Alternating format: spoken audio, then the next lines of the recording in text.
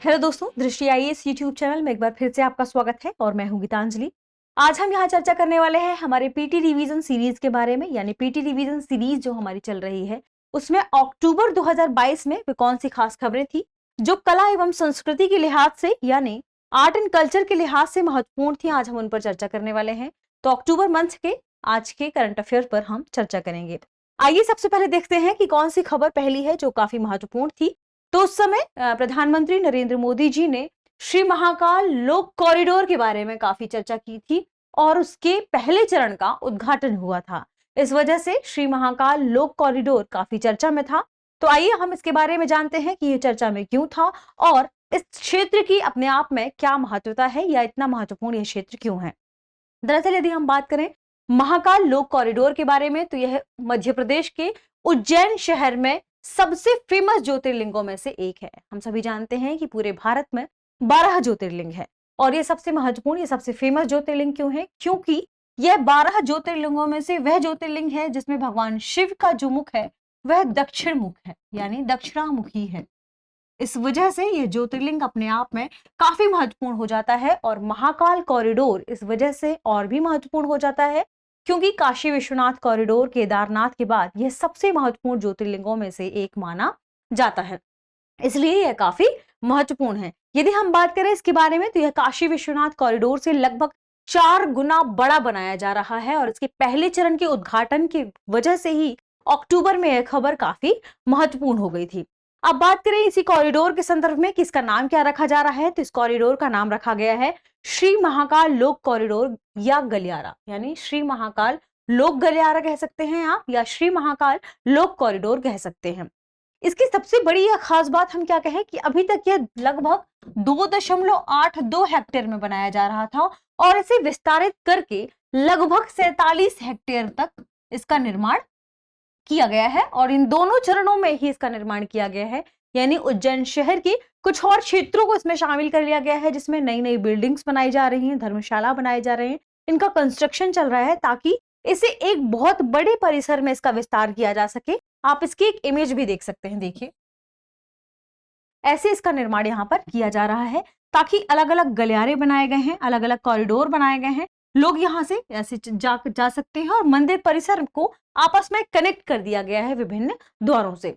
ये तो हमने बात की कॉरिडोर के संदर्भ में। अब यदि हम बात करें कि आखिर यह योजना है क्या, तो यह योजना है महाकाल महाराज मंदिर परिसर को विस्तार देना, यानी इस महाकाल जो मंदिर परिसर है उसको विस्तार देना, उसके सौंदर्यीकरण पर यहाँ पर पैसे खर्च करने की बात कही जा रही है, उसके परिसर को विस्तारित करने की बात कही जा रही है। उज्जैन शहर में इस कॉरिडोर के निर्माण की जो मुख्य बात कही जा रही है उसकी वजह भी यही है कि ताकि इस मंदिर परिसर को विस्तारित किया जाए और उज्जैन शहर में इस कॉरिडोर को काफी बड़े क्षेत्र में विस्तारित करके इसका सौंदर्यीकरण किया जाए ताकि पर्यटकों को यहाँ पर आकर्षित किया जाए। ऐसा भी माना जा रहा है कि अभी जहां तक लगभग 70 से 80 लाख आ रहे हैं लोग यहाँ पर्यटन के लिहाज से, तो लगभग इनकी संख्या बढ़कर 1.5 करोड़ तक हो सकती है, यानी इसकी संख्या को बढ़ाने की बात की जा रही है। इसलिए इस कॉरिडोर के निर्माण की बात यहाँ पर कही गई और उसके पहले चरण का यहाँ अक्टूबर 2022 में उद्घाटन किया गया था। अब इस परिसर की बात करें तो हमने बात की कि महाकालेश्वर मंदिर और इसके आसपास के क्षेत्र विस्तार, सौंदर्यीकरण और इस भीड़भाड़ को कम करने की एक योजना इसमें शामिल की गई है और इसे ही कहा जा रहा है क्या, श्री महाकाल लोक कॉरिडोर या लोक गलियारा। यदि हम बात करें इसके चरणों के संदर्भ में, चूंकि ये जो परिसर है 47 हेक्टेयर में इसका निर्माण किया जा रहा है, तो इसे 2 चरणों में बनाए जाने की बात कही गई थी। पहले चरण में एक आगंतुक प्लाजा बनाया जाएगा, यानी पहले चरण में कुछ पहलू शामिल किए गए हैं। इन पहलुओं में पहला पहलू क्या है, आगंतुक प्लाजा, यानी जो दर्शन करने के लिए लोग आते हैं उनके लिए रहने योग्य एक स्थान का निर्माण किया जाएगा, एक प्लाजा का निर्माण किया जाएगा। इस आगंतुक प्लाजा की खास विशेषता क्या है कि इसमें एक साथ लगभग 20,000 तीर्थयात्री ठहर सकते हैं। यह आगंतुक प्लाजा की खास विशेषता है। इस आगंतुक प्लाजा में 2 प्रवेश द्वार की बात कही गई है ताकि इससे कनेक्टिविटी बढ़ सके मंदिर के लिए। कौन कौन से प्रवेश द्वार? एक है नंदी द्वार और दूसरा है पिनाकी द्वार। इन दोनों के द्वार के निर्माण की बात करते हुए आगंतुक प्लाजा में 20,000 लोगों के रहने या ठहरने की व्यवस्था के साथ एक ऐसे कॉरिडोर से इसे कनेक्ट करने की बात कही जा रही है जो सीधे जाकर कहा मंदिर परिसर में खुलता हो। यानी जो पहले चरण में निर्माण कार्य किया गया है उसमें आगंतुक प्लाजा के निर्माण के साथ साथ 900 मीटर पैदल यात्री गलियारे का भी निर्माण किया गया है, जो प्लाजा को सीधे किससे कनेक्ट करेगा? प्लाजा को सीधे महाकाल मंदिर से कनेक्ट करेगा। इस पूरे जो चूंकि 900 मीटर डिस्टेंस है इस मंदिर में, तो लोग आसानी से इसे ट्रैवल करते हुए चले जाएं, पैदल यात्रा करते हुए चले जाएं। तो लोगों के मनोरंजन के लिए भी कुछ चीजें इस गलियारे में बनाई गई हैं, जैसे क्या? शिव विवाह से सुंदर सुंदर यहाँ पर कलाकृतियां बनाई गई हैं। इसके अलावा त्रिपुरासुर वध एवं शिव पुराण, शिव तांडव स्वरूप जैसे भगवान शिव की कई मूर्तियां और छोटी छोटी यहाँ पर इनसे संबंधित कहानियों को दर्शाया गया है। और इन्हें किस क्रम में दर्शाया गया है? लगभग 108 भित्ति चित्र एवं 93 यानी 93 मूर्तियों के माध्यम से इसे दर्शाया गया है, ताकि लोगों के लिए इतनी लंबी जो यात्रा है या जो गलियारा है वह आसानी से लोग वहां पर उसे देखते हुए और मनोरंजन करते हुए आगे बढ़े और मंदिर परिसर तक पहुंचे। तो कुल मिलाकर लोगों का विशेष ध्यान रखते हुए ऐसे परिसर का निर्माण किया जा रहा है। इसमें पैदल यात्री गलियारे के साथ साथ 128 सुविधा केंद्र भी शामिल किए गए हैं, जिसमें लोगों के लिए भोजनालय की व्यवस्था की गई है, शॉपिंग जॉइंट की व्यवस्था की गई है, फूल वाले की व्यवस्था की गई है एवं हस्तशिल्प से संबंधित जो भी स्टोर हैं वह उनका निर्माण भी इस पूरे गलियारे में अंदर किया गया है, ताकि लोग इसे ठीक तरीके से एक्सप्लोर कर सकें। अब 47 हेक्टेयर में इसका निर्माण किया जा रहा है, तो लोगों के लिए लगभग सभी सुख सुविधाएं इसमें शामिल की गई हैं। ये हमने बात की पहले चरण के बारे में। यदि हम बात करें दूसरे चरण के बारे में, तो दूसरे चरण में चूंकि पहले चरण में क्या शामिल था? आगंतुक प्लाजा, गलियारा और मंदिर के बीच में कनेक्टिविटी को बढ़ावा देना। दूसरे चरण में जो उज्जैन शहर है उसके भी विभिन्न क्षेत्रों में विकास की बात कही गई है, उनके पुनर्विकास की बात की है, उनके बिल्डिंग के रिकंस्ट्रक्शन की बात कही गई है। यानी इसके दूसरे चरण की बात करें तो इसमें मंदिर के पूर्वी और उत्तरी मोर्चों के विकास और विस्तार की बात की गई है, और इसमें शामिल है जिसमें उज्जैन शहर के विभिन्न क्षेत्रों के विकास भी शामिल किए गए हैं। जैसे कौन कौन से क्षेत्र हैं? महाराजवाड़ा, महल गेट, हरिफाटक ब्रिज, रामघाट अग्रभाग और बेगम बाग रोड। इन सभी क्षेत्रों में निर्माण कार्य और उनकी कंस्ट्रक्शन को पुनर्निर्माण की बात कही जा रही है, ताकि इसे ठीक तरीके से विकसित किया जाए और उज्जैन शहर को मंदिर से ठीक तरीके से कनेक्ट किया जा सके। यहाँ पर महाराजवाड़ा की यदि हम बात करें तो एक बड़े ऐसे हॉल की, धर्मशाला की व्यवस्था की जा रही है, ताकि लोग आकर वहां पर ठहर सकें। महाराजवाड़ा में भवनों का पुनर्विकास कर महाकाल मंदिर परिसर से इसे जोड़ा जाएगा। ये किसमें शामिल है? दूसरे चरण में शामिल किया गया है। और एक विरासत धर्मशाला के रूप में इसका निर्माण करने की बात कही जा रही है। कुंभ के लिए, यानी हम सभी जानते हैं कुंभ बहुत ही फेमस मेला है जो इन ज्योतिर्लिंगों से संबंधित या इन स्थानों से संबंधित है, जो कि लगाया जाता है विभिन्न नदियों के संदर्भ में। यदि हम बात करें तो कुंभ संग्रहालय को भी बनाए जाने की योजना यहाँ पर चल रही है, और ये इसी चरण के अंतर्गत शामिल किया गया है। इस चरण को city investment to innovate, integrate and sustained program के तहत डेवलप किया जाएगा या इसका निर्माण किया जाएगा। कौन सा प्रोग्राम है? याद रखिएगा, सिटीज, इसके अंतर्गत इसका निर्माण और विकास किया जाएगा। तो ये हमने देखा किसके बारे में, कौन कौन से चरण हैं। अब हम जानते हैं उज्जैन शहर के बारे में, क्योंकि उज्जैन शहर भी अपने आप में काफी महत्वपूर्ण शहर के रूप में जाना जाता है। आइए देखते हैं उज्जैन की खास विशेषताएं। यदि हम बात करें उज्जैन के बारे में तो इसे हिंदू धर्म ग्रंथों की शिक्षा के प्राथमिक केंद्रों में से एक माना जाता है। यानी हिंदू धर्म ग्रंथों की बात करें तो उनमें ऐसा लिखा है कि उज्जैन उन क्षेत्रों में से शामिल है जहां पर पहले यानी प्राचीन काल में विद्यार्थियों को शिक्षा दी जाती थी, हिंदू धर्म ग्रंथों की शिक्षा दी जाती थी। तो यह प्राथमिक केंद्रों में से एक था। यदि बात करें इसे और पहले किन नामों से जाना जाता था, तो 6वीं और 7वीं शताब्दी में इसे अवंतिका के नाम से जाना जाता था। इस शताब्दी की पूर्व से अवंतिका के नाम से जाना जाता था। ब्रह्मगुप्त और भास्कराचार्य जैसे खगोल विद एवं गणितज्ञ उज्जैन में ही बसे हैं, और ये इनकी खास विशेषताओं में से एक है। उज्जैन शहर की बात करें तो आपको कमेंट सेक्शन में बताना है कि ये किस नदी के आसपास बसा हुआ है, और उज्जैन शहर के जो गलियारा है उसमें कौन सी नदी यहाँ पर मुख्य रूप से जानी जाती है। इसके अलावा यदि हम बात करें इस कॉरिडोर के बारे में तो इसमें 17 हेक्टेयर की रुद्रसागर झील को भी शामिल किया गया है। उज्जैन शहर के बारे में यदि हम बात करें तो 18वीं शताब्दी में महाराजा जयसिंह द्वितीय द्वारा यहाँ एक वेधशाला का निर्माण करवाया गया था, और ये वेधशाला उस समय काफी फेमस थी, क्योंकि इस वेधशाला में खगोलीय घटनाक्रमों को मापने के लिए लगभग 13 वास्तुशिल्प उपकरण विद्यमान थे, जो उस समय बड़ी मात्रा में ऐसे उपकरणों की उपलब्धता के रूप में जाना जाता है। ये तो हमने जाना उज्जैन के बारे में और महाकाल कॉरिडोर के बारे में। अब आइए बढ़ते हैं हमारे अगले, कौन सी खबर थी जो अक्टूबर 2022 में काफी चर्चा में थी।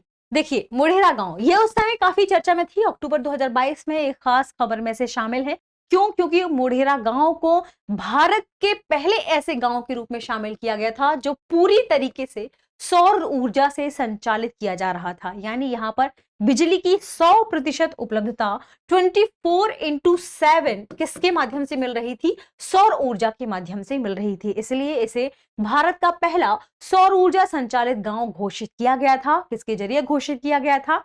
तो यहाँ पर भारत सरकार के जरिए घोषित किया गया था। अब बात करें कि मोढेरा गांव है कहाँ, तो यदि हम राज्य की बात करें तो राज्य है गुजरात। यदि जिले की बात करें तो जिले का नाम है मेहसाणा जिला, जो कि गुजरात में है। और इसके मोढेरा गांव को यहाँ पर क्या कहा गया था कि 100% यह सौर ऊर्जा से संचालित गांव है। अब यदि हम बात करें मोढेरा गांव के बारे में, तो मोढेरा गांव क्यों फेमस है? अपने सूर्य मंदिर के लिए। हम सभी जानते हैं कश्मीर का मार्तंड मंदिर और ओडिशा का कोणार्क मंदिर सूर्य मंदिरों के लिए काफी फेमस है और सूर्य मंदिर की एक खास विशेषता रही है। और ऐसा ही है गुजरात का मोढेरा सूर्य मंदिर, यानी मोढेरा गांव अपने सूर्य मंदिर के लिए काफी फेमस माना जाता है और गुजरात के खास सूर्य मंदिरों में से एक माना भी गया है। यदि बात करें मोढेरा सूर्य मंदिर के बारे में, तो इसकी भी एक खास बात है। इसकी खास विशेषता क्या है कि यह ऐसा एकमात्र मंदिर है जो पूरी तरीके से सौर ऊर्जा से संचालित किया जाता है और यह इसकी खास विशेषता है। इसके संरक्षण की बात करें तो इसे संरक्षित किया गया था प्राचीन स्थल के रूप में, प्राचीन धरोहर के रूप में। और हम सभी जानते हैं कि यूनेस्को अपने प्राचीन धरोहर स्थलों को शामिल करने और इनके संरक्षण के लिए कार्य करता है। मोढेरा की बात करें तो यह पुष्पावती नदी पर स्थित है। सूर्य मंदिर कहां पर स्थित है? पुष्पावती नदी पर स्थित है। कमेंट सेक्शन में बताना है कि पुष्पा नदी के किस क्षेत्र या किस दिशा में यह मंदिर स्थित है। यदि बात करें कि इसका निर्माण किसने करवाया था, तो ऐसा माना जाता है कि इसका निर्माण चालुक्य वंश के राजा भीम प्रथम द्वारा लगभग 10 से 27 ईस्वी के बीच इसका निर्माण करवाया गया था। इस मंदिर की एक और खास विशेषता है कि इसमें 3D प्रोजेक्टेशन सुविधा भी उपलब्ध है, जो कि इसकी पुरानी जो विशेषताएं हैं, इसका जो ऐतिहासिक महत्व है, इसके बारे में इसे यहाँ पर प्रेजेंट किया जाता है। लोग यहाँ देखने के लिए आते हैं और ये सुविधा किसके माध्यम से है? सौर ऊर्जा के माध्यम से प्रदान की जाती है। यहाँ पर पर्यटकों को मोढेरा के इतिहास की जानकारी प्रदान की जाती है। अब यदि बात करें मोढेरा गांव के बारे में, क्योंकि हम सभी जानते हैं कि मोढेरा गांव को क्या कहा गया है? 100% सौर ऊर्जा से संचालित गांव। तो यहाँ पर सभी गांवों की जो अपने छत हैं, उन छतों में सोलर पैनल देखिए लगाया गया है। इस वजह से 1000 से भी अधिक सोलर पैनल इसमें लगाए गए हैं और जिसके माध्यम से यहाँ गांव के प्रत्येक घर में बिजली की प्राप्ति की जाती है और 24 घंटे यहाँ पर बिजली की उपलब्धता रहती है। यह इसकी खास विशेषता है। यहाँ पर जो रूफटॉप पर ये जो पैनल लगाए गए हैं, इनके माध्यम से बिजली को एकत्रित कर लिया जाता है, दिन के समय में फिर से स्टोर कर लिया जाता है। किसके माध्यम से स्टोर किया जाता है? इसे स्टोर किया जाता है बैटरी एनर्जी स्टोरेज सिस्टम के माध्यम से, जैसे क्या कहा जाता है? BESS, यानी बैटरी एनर्जी स्टोरेज सिस्टम। इसके साथ इसे कनेक्ट कर लिया जाता है इन पैनल को और फिर इससे जो बिजली की प्राप्ति होती है इसे बैटरी में स्टोर कर लिया जाता है और फिर बाद में भी इसका इस्तेमाल किया जाता है। इसकी एक और खास बात यह है कि जो स्टोर की हुई जो बिजली है, इससे ये विभिन्न बिजली कंपनियों को बेच सकते हैं, सरकारी कंपनियों को बेच सकते हैं, जिससे वहां के लोग जो हैं रोजगार प्राप्त कर सकते हैं और धन की इन्हें प्राप्ति इसके माध्यम से होती है। यानी BES एक प्रकार की क्या है? ऊर्जा भंडारण प्रणाली है और इसके माध्यम से विभिन्न क्षेत्रों, उस पूरे क्षेत्र में लोगों को रोजगार भी प्राप्त हो सकता है। ये इसके आप लाभ में शामिल कर सकते हैं। यानी अक्षय ऊर्जा कौशल जमीनी स्तर पर लोगों को सशक्त करेगा, ये इसकी खास विशेषता हो जाएगी। इसमें बिजली भुगतान की आवश्यकता लगभग नहीं होगी क्योंकि 24 घंटे किसके माध्यम से बिजली प्राप्त हो रही है? सौर ऊर्जा के माध्यम से। सौर पैनल द्वारा उत्पादित जो भी ऊर्जा है उसे सरकारी ग्रिड को बेचा जा सकता है और इससे धन लाभ भी प्राप्त किया जा सकता है। ग्रामीण स्तर पर रोजगार की यहाँ पर उपलब्धता हो जाएगी और रोजगार का सृजन होगा क्योंकि सोलर पैनल के माध्यम से क्या हो रहा है? बिजली का उत्पादन हो रहा है। विभिन्न कल्याणकारी परियोजनाओं के सतत कार्यान्वयन को बढ़ावा मिलेगा क्योंकि ऐसी बहुत सारी कल्याणकारी परियोजनाएं हैं जो कि बिजली की उपलब्धता की कमी की वजह से संचालित नहीं हो पाती, तो अब इनका कार्यान्वयन आसानी से हो सकेगा, सतत रूप से हो सकेगा। इस वजह से भी यह खबर काफी महत्वपूर्ण थी। बढ़ते हैं हमारी अगली खबर की तरफ और अगली खबर को देखते हैं। अगली खबर है नोबेल शांति पुरस्कार। नोबेल शांति पुरस्कार अक्टूबर 2022 में काफी चर्चा में था। क्यों? क्योंकि हम सभी जानते हैं कि रूस और यूक्रेन के मध्य जो युद्ध चल रहा है वह अपनी काफी भयावह स्थिति तक पहुंच गया था और ऐसे में उन दोनों ही देशों की जो इंस्टीट्यूट रहे हैं, जो शांति के लिए प्रयास कर रहे हैं, उन्हें नोबेल शांति पुरस्कार से सम्मानित किया गया था। इस वजह से नोबेल शांति पुरस्कार इस वर्ष का काफी महत्वपूर्ण हो जाता है। यदि बात करें कि यह नोबेल शांति पुरस्कार यानी वर्ष 2022 का नोबेल शांति पुरस्कार किसे प्रदान किया गया था, तो यह तीन, यदि हम बात करें व्यक्ति और संस्थाओं दोनों को ही मिलाकर, तो 3 नोबेल शांति पुरस्कार इस बार प्रदान किए गए थे, जिसमें बेलारूस के मानवाधिकार अधिवक्ता एलेस बालियास्की शामिल थे, उन्हें भी यह प्रदान किया गया है। इसके अलावा रूसी एक संगठन है जो कि मानवाधिकार संगठन है, मानवाधिकारों के संरक्षण के लिए कार्य करता है, मानवाधिकारों की लड़ाई के लिए कार्य करता है, उसका नाम है मेमोरियल, इससे भी यह शांति नोबेल पुरस्कार प्रदान किया गया। और एक और यूक्रेनी मानवाधिकार संगठन है जिसका नाम है civil liberties, center for civil liberties, इससे भी यह शांति पुरस्कार या नोबेल शांति पुरस्कार प्रदान किया गया, यानी यह साझा रूप से 3 लोगों को प्रदान किया गया है। यदि बात करें पीस प्राइज के संदर्भ में, तो पीस प्राइज क्यों प्रदान किया जाता है, यानी इन संगठनों को क्यों प्रदान किया जाता है, क्या व्यक्ति को क्यों प्रदान किया जाता है, क्योंकि ये व्यक्ति, ये संगठन अपने अधिकारों के लिए लड़ते हैं, मानवों के अधिकारों के लिए लड़ते हैं और सत्ता के विरोध में भी जाकर कार्य करते हैं। ऐसे में यह जो नोबेल प्राइज है इन्हें प्रदान किया गया है। ध्यान रखिएगा, नाम याद रखिएगा, एक व्यक्ति हैं जिनका नाम क्या है, एलेस बालियास्की, जो कहां से संबंधित है, बेलारूस से संबंधित है और मानवाधिकार अधिवक्ता हैं। ये इनकी इमेज है, आप देख सकते हैं। इन्हें यह अवार्ड प्रदान किया जा रहा है और एक रूसी और दूसरा यूक्रेनी, ये दोनों ही मानवाधिकार संगठन है जिन्हें यह अवार्ड प्रदान किया जा रहा है, जिसका नाम क्या है, मेमोरियल और सिविल लिबर्टीज। ध्यान रखिएगा। तो हमने बात की किसके बारे में कि पीस प्राइज किसे प्रदान किया जाता है, सम्मानित व्यक्ति और संस्थाओं को प्रदान किया जाता है। अपने अपने देशों में सिविल सोसाइटी के प्रतिनिधित्व के लिए अवार्ड प्रदान किया जाता है। युद्ध अपराधों और सत्ता के दुरुपयोग के मामले में इन्होंने क्या किया है, डॉक्यूमेंटेशन के जरिए बेहतरीन कार्य किया है, बेहतरीन प्रदर्शन किया है, इस वजह से यह अवार्ड इन्हें प्रदान किया गया है। दरअसल हम बात करें वर्ष के नोबेल प्राइज के बारे में, तो अपने आप में महत्वपूर्ण क्यों हो जाता है, क्योंकि हम सभी जानते हैं कि पुरस्कार विजेताओं के बेलारूस, यूक्रेन और रूस से होने की वजह से यह पुरस्कार, इस वर्ष का पुरस्कार महत्वपूर्ण हो जाता है, क्योंकि यहाँ पर रूस और यूक्रेन के मध्य लगातार युद्ध संघर्ष चल रहा है। तो ऐसे में इनके ही संगठनों को यह प्रदान किया गया है। तो ऐसे में यह पुरस्कार अपने आप में एक संदेश दर्शाता है कि वहां पर ऐसी बुरी परिस्थिति के बाद भी एक संगठन है जो लोगों के अधिकारों के लिए लड़ रहे हैं और कार्य कर रहे हैं। वर्ष 2021 में फिलीपींस के पत्रकार मारिया रसा और रूसी के दमित्री मारातोव को यह पुरस्कार प्रदान किया गया था। याद रखिएगा, 2 देश इसमें शामिल थे, एक तो क्या फिलीपींस के पत्रकार थे मारिया रसा और दूसरा रूस के थे, क्या नाम था उनका, दमित्री मुरातोव। इन्हें यह अवार्ड प्रदान किया गया था वर्ष 2021 के लिए, और हम बात कर रहे हैं अभी वर्ष 2022 के लिए। यह उन्हें अभिव्यक्ति की स्वतंत्रता की रक्षा के प्रयासों के लिए प्रदान किया गया था और लोकतंत्र और स्थायी शांति के लिए इन्होंने प्रयास किया था, इसलिए यह अवार्ड इन्हें प्रदान किया गया था। स्वीडन के वैज्ञानिक अल्फ्रेड बर्नार्ड नोबेल की याद में यह पुरस्कार प्रदान किया जाता है। अल्फ्रेड बर्नार्ड नोबेल अपनी एक खास रचना के लिए, हम कहें कि एक खास खोज के लिए जाने जाते हैं। आपको कमेंट सेक्शन में बताना है कि वह कौन सा पदार्थ है, कौन सी चीज है जिसकी खोज के लिए अल्फ्रेड नोबेल को जाना जाता है।